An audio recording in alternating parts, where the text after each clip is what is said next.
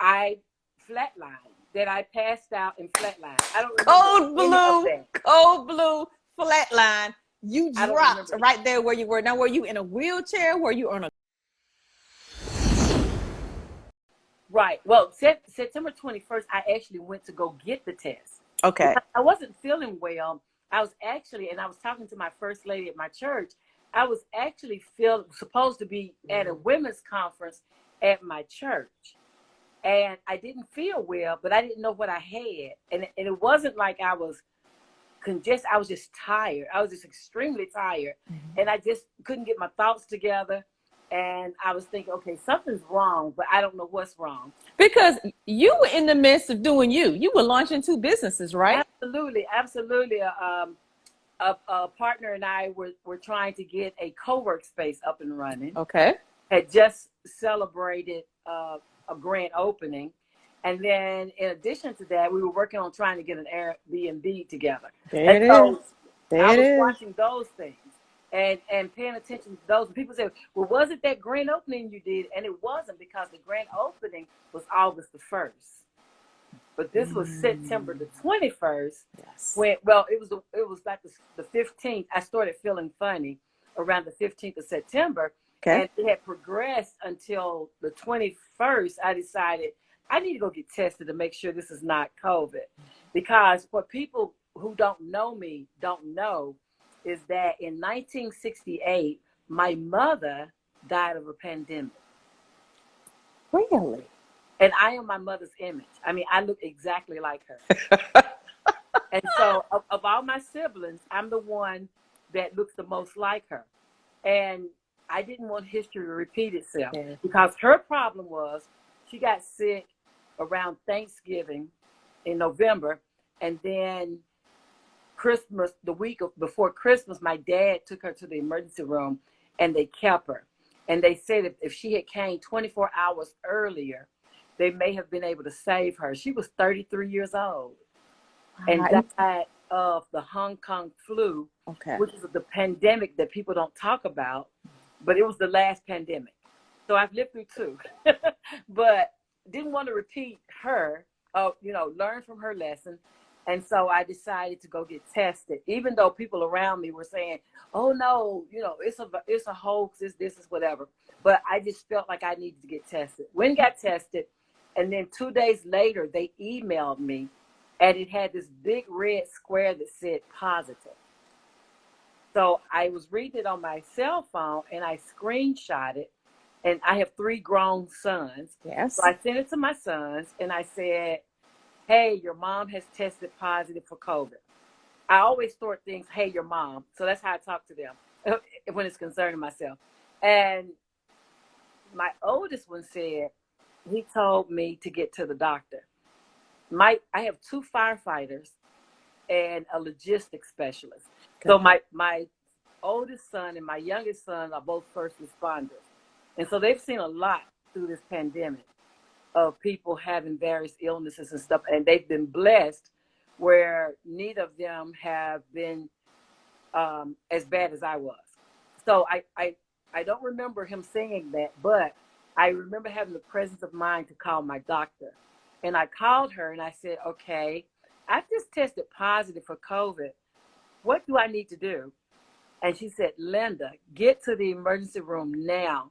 I'm going to pre-register you. Now, she was responding to what she knows about your health at that moment. Yeah, she has known me. So I've had the same doctor. I've been in that office for about 30 years. And I've had the same doctor for probably the last 15. Okay, because you have 3 of the 4. Yes. Yes, I have 3 of the 4 illnesses that they say that the Delta variant will take you out. I have 3 of the 4. And you have asthma, high blood pressure, and diabetes. Yes. Right.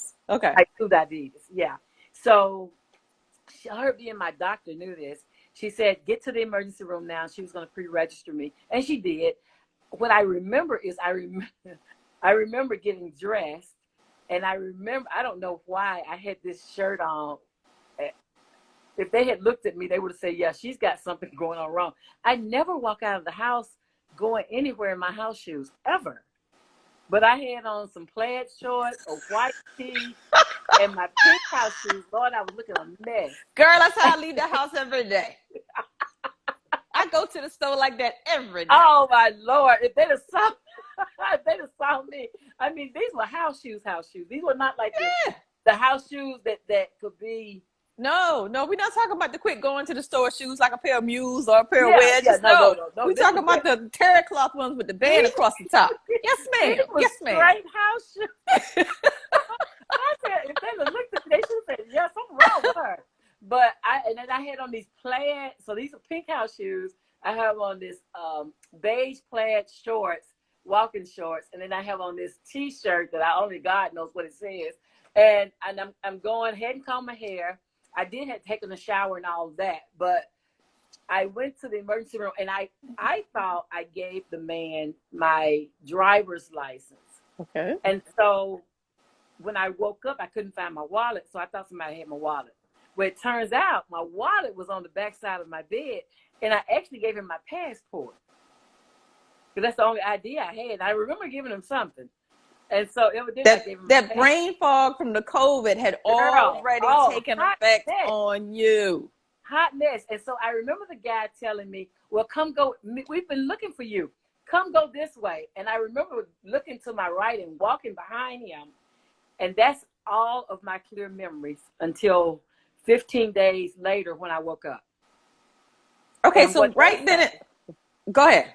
Yeah, what they say, the medical staff there says, is that I flatlined, that I passed out and flatlined. I don't remember cold blue, flatline. You dropped right there where you were. Now, were you in a wheelchair? Were you on a gurney? I was walking. He asked me to follow him.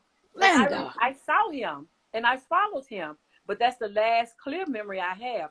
I do remember prior to that sitting and telling my son to come get my car because I drove myself and I was afraid something was going to happen. If I was in the emergency room. You don't park in the emergency room unless you're in an ambulance or something. And so I do remember texting my son and telling him for him and his brother to come get my car. But other than that, my last thought was walking behind that guy. And I couldn't tell today. I can't tell you who he was. But then after I woke up, various people came in my room. I was in ICU, and various people were coming in my room and saying, we thought we lost you. We thought we lost you. We're so glad you're here. We don't get to see life after the ventilator. You're the oldest living person to come off the ventilator and live. Usually people die. And they were having, I was in ICU, and they were, I woke up and the lady was talking about putting another nasal feeding tube in me. And I couldn't say Jesus anything. Is right. I couldn't say anything. Jesus is right. And I just remember telling her, no, I didn't want another feeding tube. Didn't know I had the first feeding tube. Didn't know I had been on a ventilator, but I was dreaming while I was unconscious. My mind was mind traveling to all these different places, and the same dream kept coming in sequence. And I dreamed a lot about Asian people. I don't even know why, but I had this dream about Asian people, and it's a whole thing, but there's these little segments all everywhere. Okay, so you probably are going to help some people in China start businesses in the U.S. Okay, come on with it. I see it. And one of them, I was a property owner, and this Asian lady was paying me rent every 2 weeks. And so she would tell me how much money she was giving me for her rent in my place. Craziness. But then I woke up and then I remember the testing that they put another tube in me because something in my spirit said, you don't need that. And so I remember people praying over me. Okay. I remember there were some East Indians having a prayer thing in the room outside of my room. I remember a Hawaiian doctor telling me that this means it's good. I remember all these various people from all these various cultures. But at the end of the day, I didn't get the feeding tube in me a second time. And people like the person that put me on the ventilator came by and said, Miss Linda, I thought you were gone. He said, you did not look well. You did not look well at all. So much so they reran my test. They were like, who you look like today is not who you look like when you came in here. Yeah, yeah. And so he was like, he said the machine was doing what it was supposed to do, Miss Linda, but you weren't responding to it. And Linda, everything was happening just in time. Like you got tested just in time. Just in time. You called your doctor just in time, because then that led to you actually going to the ER. Yeah. And checking in. Yeah. And just in time, because if you had dropped at home, if you had flatlined while driving, we may not be having this conversation right now. Anything after I got tested, like anything, if I don't know why I had the presence of mind. I was home by myself, and when she said you need to get to the hospital now, the urgency in her voice registered with me. Okay. But I was so tired. I was tireder than I've ever been. And I just couldn't hold my head up. And I later learned my O2 stat was dangerously low, but I didn't feel distressed. Like I wasn't having breathing anxieties or any of that. And they tell me my lungs was filling up with fluid, but it wasn't painful. None of that was painful. When I woke up, right before I woke up, I remember an Asian doctor saying, you get to live. We've decided you get to live. And there's a whole story behind that. But I was going to say, did you ever, once you woke up and regained consciousness, did you ever see any of the people in person that you feel as if you saw in your dream? Like, were these actual doctors that had been coming into your room while you were on the ventilator? I didn't see not one person that I dreamed of. However, there was a board in the room that was also in my dreams. And I was stuck on the staircase in New Orleans, Louisiana. And I was in some type of prison, and these bells would ring and they would let people go. You have to go before the judge, and they tell you whether you were free or whether you were to remain in prison. Beside those stairs that I was stuck on, I saw this sign. When I woke up, that very same sign was on the side of my bed. Okay. That's the only thing from my dreams that transferred. And I don't know if I saw that at some point or what, but it was the exact same sign with the exact same how to call. It had the ABCs, and it was the exact same sign. And it said Erlanger, the hospital that I was in. Okay. So, hold on. One more question. When you regain consciousness,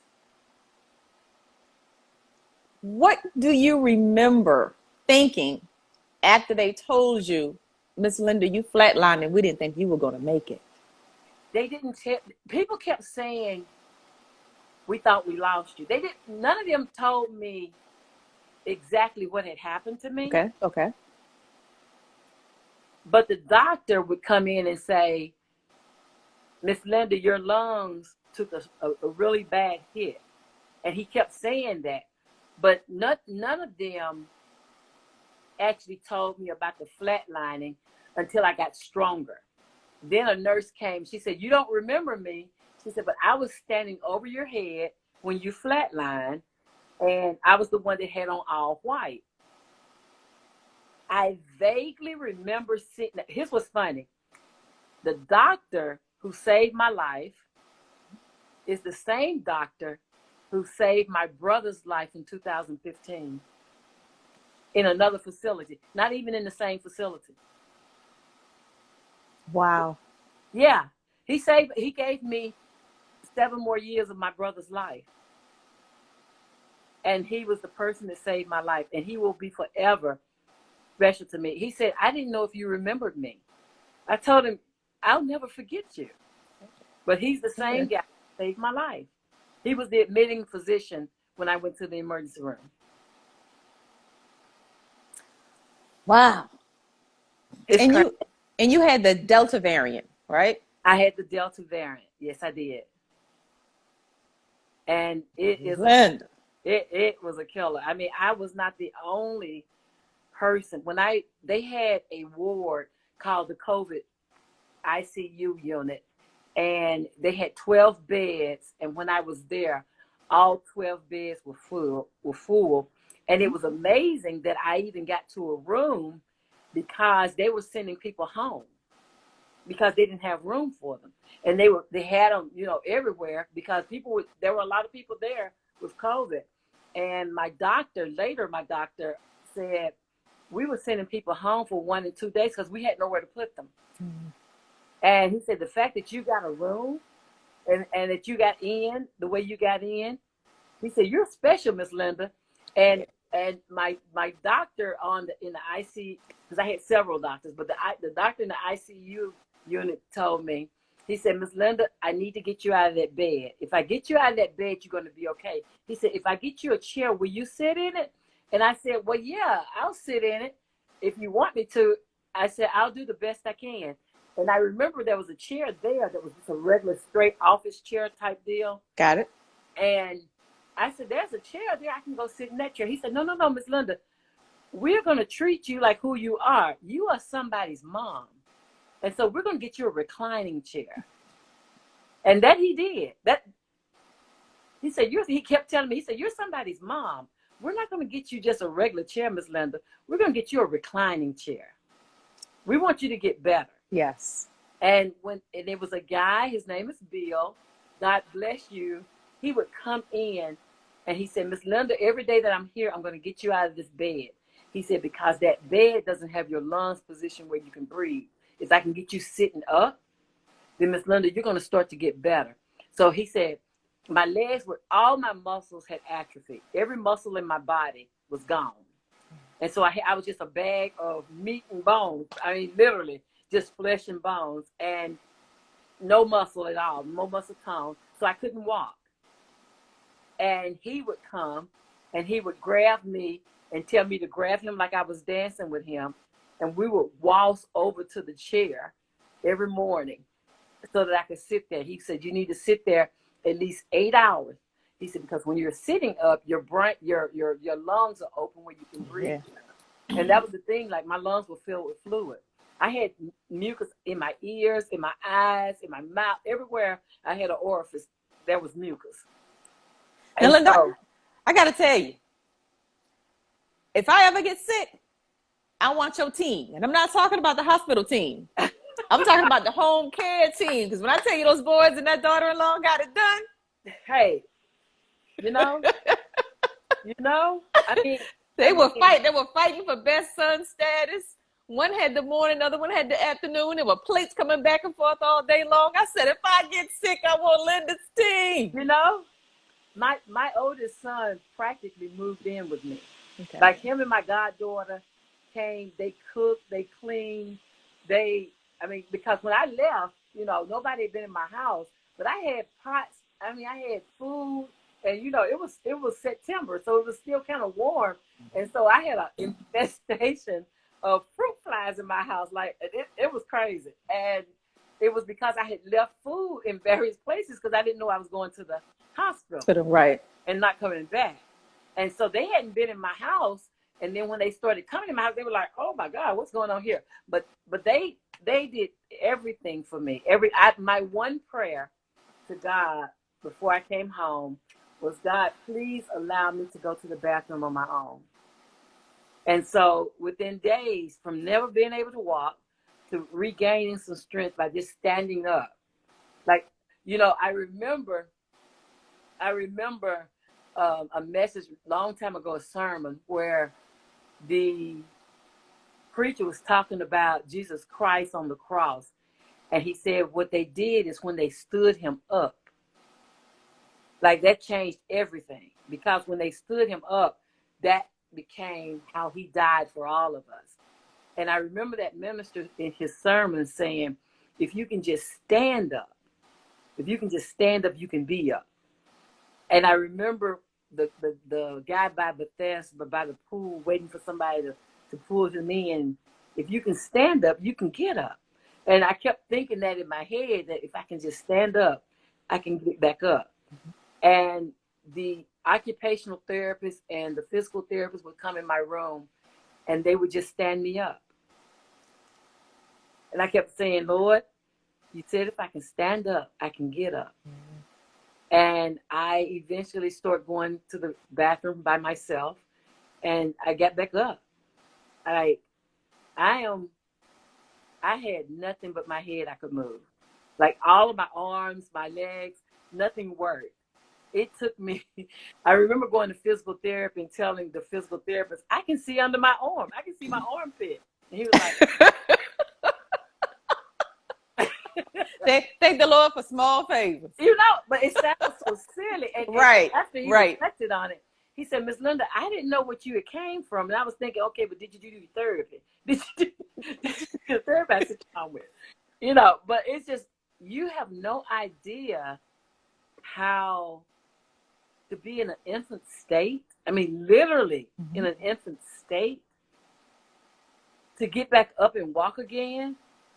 Like, I think I have long COVID. I go back to my doctor on the 20th. And like, I have these aftershocks that go through my lungs and through my brain. My memory is in and out. Like, I'm still going through, even though I look fine, people think, oh, she's good. She's walking, she's talking. I have shortness of breath sometimes. I have stabbing pains in my lungs. Sometimes I stumble. Sometimes I'll start talking and I totally forget. So it's not as bad as it was. Like that whole brain fog you hear about. Yes. That's a real thing. At what point in the hospital did the doctor say, okay, I feel okay letting you go home now? Well, because I could go to the bathroom by myself. And they were trying to now check this out. So I didn't have insurance, because I was waiting for my income to stabilize so I could get insurance, right? And I didn't have insurance in any of this. And that was the problem when I got ready to be discharged. He wanted me to be discharged to a rehab facility. But since I didn't have insurance, I had to come home. And so the plan was that I would get physical therapy outpatient. That was the plan. Okay. But they had to set that up. So it was 3 weeks before I even got where I could go to that and pay them directly. But it was 3 weeks before I could get to that. My son would say, well, Mom, I'm going to get you up. And they tell me if I can get you moving, keep you moving, that you're going to get to be okay. So my son would say, okay, we're going to do this. I mean, my son is 6'4", 250. I mean, he's a big guy. And he was like, Mom, we're going to work out. He was like, woo, I think I need some rehabilitation, because he was still trying to get me loose. But trying to tighten me up, he was getting stiff and stuff. But that's the kid I had at 14. Now, is that Chuck-a-Lug's pop? No. Okay. Okay. He's my oldest son, and he's a battalion chief at the fire department. Okay. He's the one that I wrote the book about. So the well-written Memoirs of a Motherless Child is about being raised without my mom, her dying, you know, of the Hong Kong flu. Right. She died when you were 9. Yes. So at 14, I had my first kid. And so this is him. This is my firstborn. And he's always told me, Mom, if you ever get where you can't do for yourself, I got you. Mm-hmm. And he did. He had me. And even though I couldn't go to physical therapy right away, he would have me doing something like walking through the house on my walker, or, you know, take your legs, Mom, and move your legs up and down, or do this or do that. And in feeding my food, they cooked every meal. Yes, they did. Yes, they did. Yes, they did. I know, because I remember seeing the plates going back and forth. I remember one posting something about I got here first, and now I got favorite son status. I said, honey, it is good to be loved, honey, because if I ever get sick, I want Linda's team as my home care team. My oldest one, I tell you what, I mean, all of my boys, so my middle one lives in Cincinnati. And my oldest and my youngest, the 2 firefighters, they live here in Chattanooga with me. Got it. And so the oldest one was like on command, like, okay, we need to do this for her. We need to do this. And what's funny is, because he's married and with kids, my youngest doesn't have children and he's not married. And so I put my next of kin as my youngest one because I didn't want to, Yeah. get in people's lives. I didn't know, I You did. respect. Yeah, I you did. respect marriages. Yeah, you didn't know how quickly they would be able to turn it around if you were in an emergency, because the kids have their schedules, the parents have their schedules, Yeah. but the younger one, he didn't really have those additional schedules to be concerned about. Right, Yeah. right. And so he was the next of kin. And it's funny because when I first woke up, well, 2 days after I woke up, the doctor said, I've talked to your son, because I kept laying there. Nobody mentioned my family. And I kept laying there thinking, I wonder if anybody looking for me. I wonder if people notice that I'm not around. Like, Meanwhile, the whole world was looking for you. the whole world is sending me emails. Girl, where are you? What's going on with you? Why are you quiet? Because I post every day. And I've posted every day for almost 9 years. On at least 4 platforms that I know of. Yeah. So I post every day. And so people who are used to seeing something that I post were like, okay, she hasn't been, what's going on with her? Because she hasn't posted anything in a minute. And that's what it was, is I was unconscious. And then when I started back, it took me months to get around to thanking all the different people. I know people around the world were praying for me. Mm-hmm. Like my friends over in Africa, my friends in Barbados, my friends in Egypt and China, and people were praying for me. Korea, like around the world, I had a prayer chain going. Not even knowing, but they were praying for me, and I know that I am here because of the prayers of those people who love me, who thought enough to stop and pray for me. At the same time, though, I'm thankful for your family. Oh, yeah. That did begin to post and tag you to let everybody know, hey, this is what's going on and where she is. Yeah, yeah. Like I said, I had over 275 voice messages and emails, and like my phone had died while I was in the hospital. Like it was in my purse, and I didn't have a charger, and so it was dead. And I finally asked one of the nurses if she would charge it for me so I could call people and talk to people. And for a while there, I was only talking to family because I have a sister that's disabled, and she was really concerned about me. And so I wanted to make sure they got to hear my voice, even though at the time it was not my voice, it was my other voice. But not being able to talk, not being able to swallow, like every muscle, you don't even know, like they say over 600 muscles in the human body. Every one of my muscles, even in my throat, had atrophy. And then I had left side weakness, so they thought I had a stroke on my left side. And so that wasn't working. And they were saying I was favoring to the left because this side I couldn't control it. I'm right-handed. And so, I mean, all the things you think of. I had a blood clot in my lungs. I had pneumonia, on the ventilator with the feeding tube, like passed out for dead, like everything you could think of, the most horrifying thing that could happen to you. And I was totally unaware of it all. I was totally unaware. I didn't feel any pain. I feel more pain now than I felt when I was in ICU. Recovery. Yeah. How has recovery been? So the brain fog has finally lifted. That's a plus. That's okay. Now, did you receive the physical therapy at home?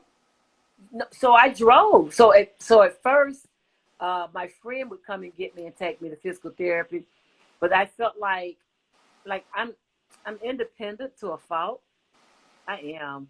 Linda. I am, but physical therapy is about 7 blocks from where I live. Literally 7 blocks away. And so I started driving, I got there in like 5 minutes, literally. I mean, it's nowhere. And so I said, well, I won't inconvenience people to come and take me once I went there I had physical therapy for 12 weeks, 2 times a week. And so, and they were like, "Oh wow, you don't look like what you've been through." You know, they were like, "You're moving around, Miss Linda. We have people that are still suffering. You up and running out the door." Because the first night when I first came, I had my walker, right? Okay. And then I decided one day I don't need a walker anymore, and so I stopped using the walker. But I had the oxygen tank because Hold on. Push pin. Who made the decision you didn't need the walker anymore? I did. I decided I didn't need it anymore. When was the doctor? What did the doctor say? I would just email her and say, "Hey, I'm not."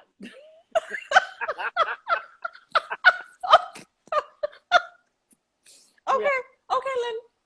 And Larger than charge. Got it. she knows who I am. I mean, she's had me for 15 years. She knows who I am. But and so with the oxygen, it was a little different because I decided. So my O2 levels would drop, and that was a problem. And then you learn that being because we are darker skinned, that sometimes the O2 stat thing that you put on your finger does not read well.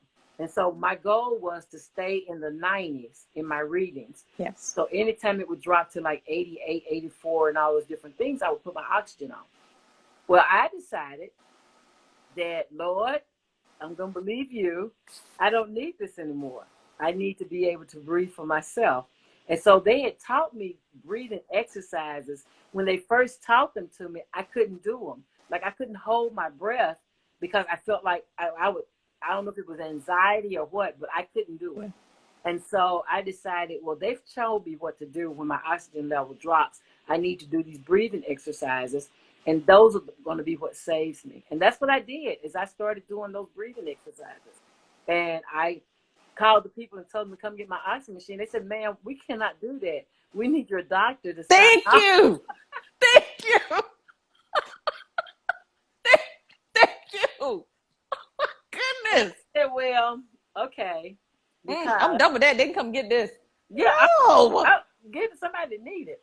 So, so I emailed my doctor and said, "Hey, they told me I was going to need this for a couple of months. It's been a couple of months. I'm over it. It was like a tail, dragging a tail with you everywhere you go." Yes, it is. Because I had the whole big machine thing. I didn't have the little pocket thing you can strap on. So I had a whole oxygen tank that I was taking everywhere I went. And I was like, and then a mask, right? Still wearing the mask with the oxygen tank under it. And I was like, no, this is not going to be my life. So, yeah, so they came and got their oxygen tank, and I have not looked back. My O2 stat stayed with 95 and above. There are some days I get exhausted because I overextend myself.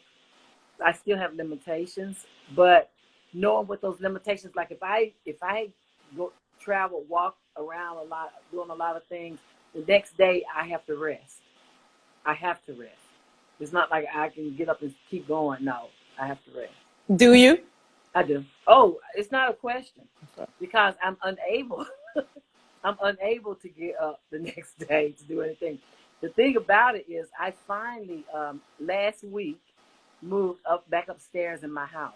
So my house has 2 levels, and I was living in my guest room since I got home. But my middle son came home to see me, and so I moved upstairs so that his family could have the downstairs. So yeah, so now I'm back upstairs. Some days I'm winded when I come upstairs, but this too shall pass. I refuse. Because whatever you decree and declare happens. It happens because I refuse to not give glory. I know that I'm here for a purpose, and I know that he woke me up to do a deed, and I will not do his deeds.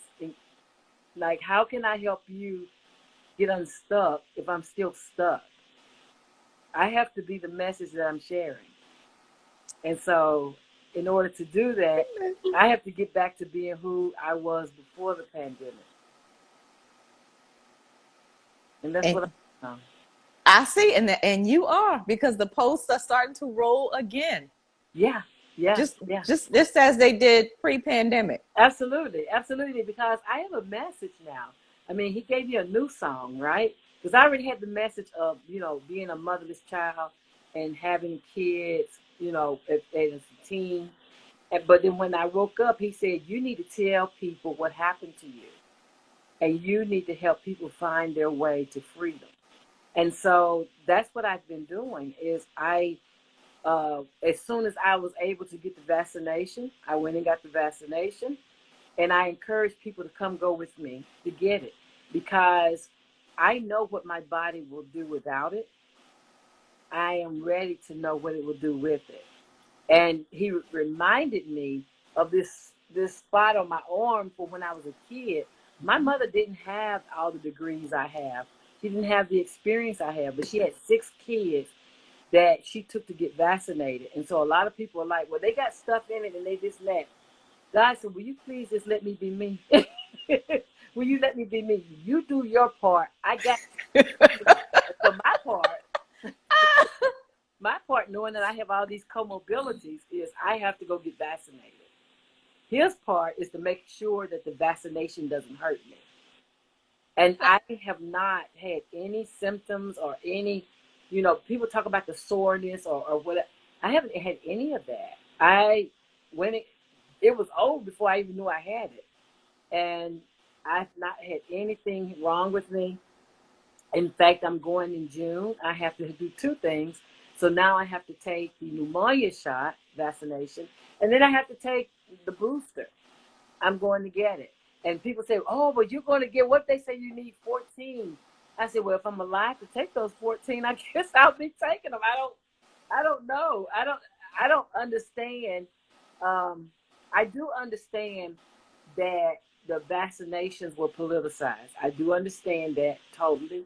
I do understand that it is a personal choice of whether you get it or not. It's just that if you have the illnesses like I have, I don't have a choice. How many people have you convinced to get vaccinated? Quite a few. Mm-hmm. Quite a few. And I've had people who their loved ones have been in the hospital and they've inboxed me and said, Miss Linda, my loved one has COVID. Miss Linda, please pray with me. Tell me what to do. And I just shared my experience with them. And in some cases, it's helped them to become better. In other cases, it was too late. The thing about it is each of us, we're different. And you have to walk your own walk in this thing. And is it deadly? That was what I wanted people to know, is that it can and did kill me, And so when you think about that, even in my mom's situation, she waited around doing homeopathic things that she thought would work, and none of them worked. And by the time she got to the emergency room, she already had double pneumonia. And so her final diagnosis was the Hong Kong flu and double pneumonia. And 33 years old, that's just too young to die. And those were the ages of the people who were dying around me. Like you had 30-year-old, 40-year-old, 50-year-olds that were dying. And the fact that I'm 62 and I'm still here, I wanted, when the charge was, tell them what happened to you. And so every opportunity that I get, I tell people what happened to me, because this is serious. This is serious, serious stuff. Most days I'm fine. I didn't make up today because this is what I look like without makeup. So I didn't make up today. But because I wanted people to see this is who I am. This is who I wake up to. And so not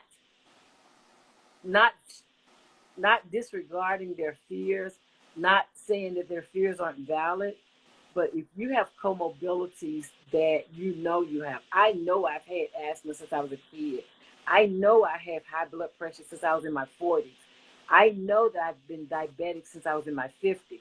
Like, since I know I have these comorbidities, up until then, I was taking vitamins and trying to build up my immune system. Okay. But the fact of the matter is, my immune system can never get to the state that it will fight the illnesses that I live with daily and fight a COVID variant that's coming at me too.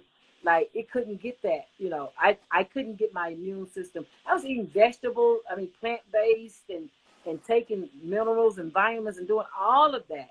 Thinking, you know, why are they, and, you know, you may have seen a post where I said, why aren't they talking about vitamins and immune system and all these things? Why they want us to push that the vaccination?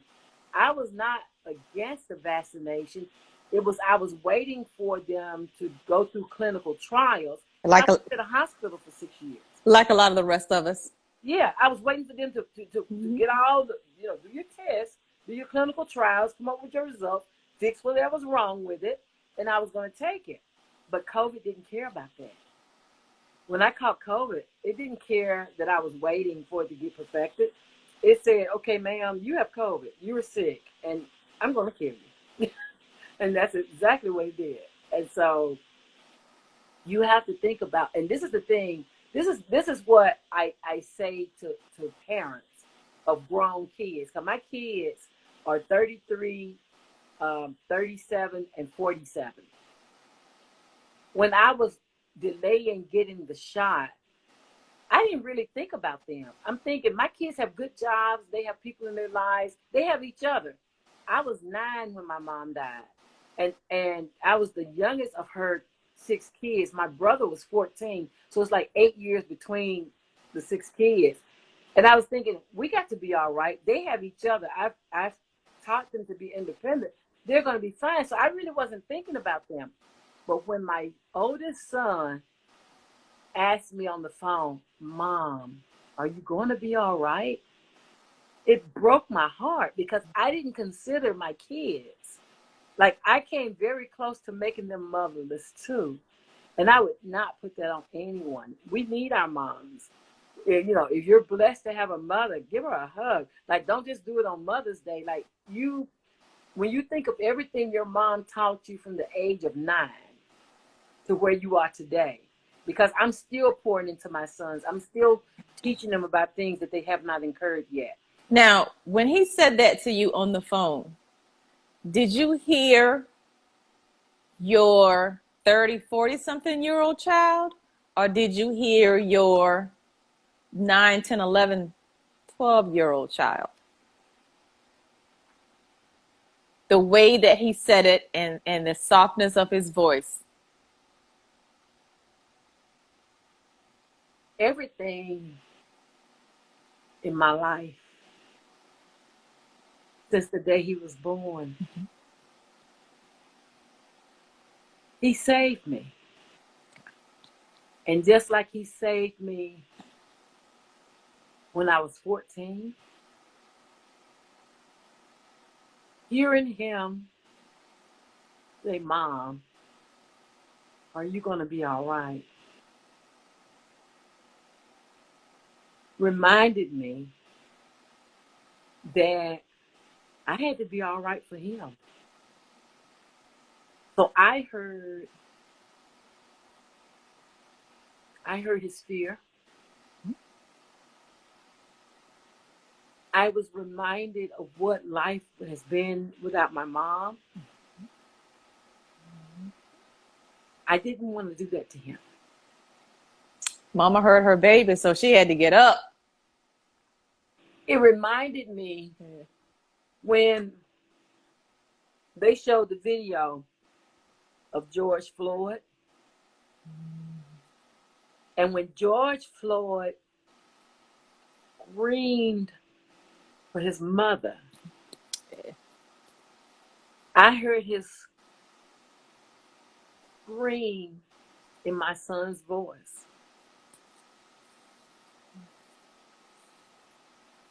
So, yeah, it reminded me of that. It reminded me of, it wasn't what he said, it was what he felt. You know, you still, even though they're grown, you still feel your children's anguish. You do. Yes. You can tell when they're okay. You can tell when they're not okay. And so I knew that he had been worried about me. I knew that I had to reassure him that I'm going to be okay. And so because of that, again, he saved my life. I mean, the medical people did what they did, but as far as reawakening that drive that has driven me for 47 years to do well in front of him, he awakened that part of me. And I've never intentionally let him down on anything. And I never will. And so that's what I heard. So when you're grown, when you have grown kids, we tend to think they don't need us anymore. But they still need us, and they still want us here, even if they don't call, even if they don't come by, even if they don't, just knowing that we're in the world somewhere makes their lives better. Yeah, that right there, I didn't think about that when I was not taking the shot. It never dawned on me. I'm this independent woman building businesses in the world. And I never thought about, if I die, what happens to my kids and my grandkids?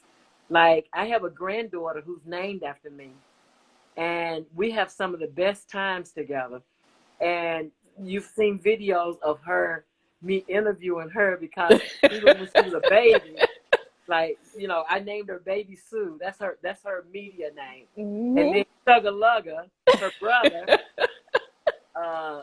everybody that follows me know about Chugga Lugga and Baby Sue.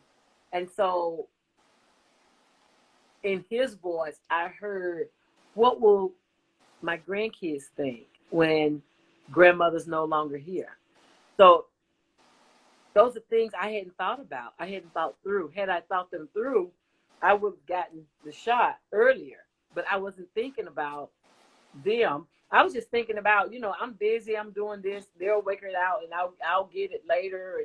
And I went to a funeral yesterday of one of my church sisters' mom, and the preacher said there were 3, and I'm sharing this with you because it's impactful. But the preacher said that there were 3 fallen angels talking with Satan, and Satan wanted to find a way to make man delusional. And so the first fallen angel said, well, tell them there's no hell. And Satan said, no. The preacher's been preaching about hell too much. They'll know there's a hell. And he said, well, tell them, the second fallen angel said, tell them there's no heaven. And he said, no, we can't do that as well, because people have been preaching about heaven and hell, so neither one of those will work. The third will say, tell them they have more time. And Satan was like, yeah, I'll tell them they have more time while they keep serving me. I'll tell them they have time to get it right before they can get to heaven. And they'll believe it, that they have more time. We never have enough time. Like, I was out of time. And I didn't know I was out of time. I wasn't in distress. I wasn't in pain. But my time clocked. Right? And so, imagine, we don't know what day it's going to be or when it's going to be. We think we have more time to get it right. And the truth of the matter is, we don't have as much time as we think we do. So in these few days that he's given me, in addition to my time clocking, I'm going to use them to tell people about time, how much we really just don't have what we think we have. And to make the best of every moment. Every moment. Versus living in the past or living in the future, waiting for, trying to get to, reaching for, grinding for the future. But to make some time to enjoy the moment that you have. Like, pull out those plates and those cups and that outfit and those linen and all that stuff you've been saving for that day. Like, pull them out and serve yourself. Like, appreciate life, celebrate life. The good towels. Yes. Like, use the good towels. Like, because we keep thinking we have time. Mm-hmm. And the fact of the matter is, none of us have as much time as we think we have.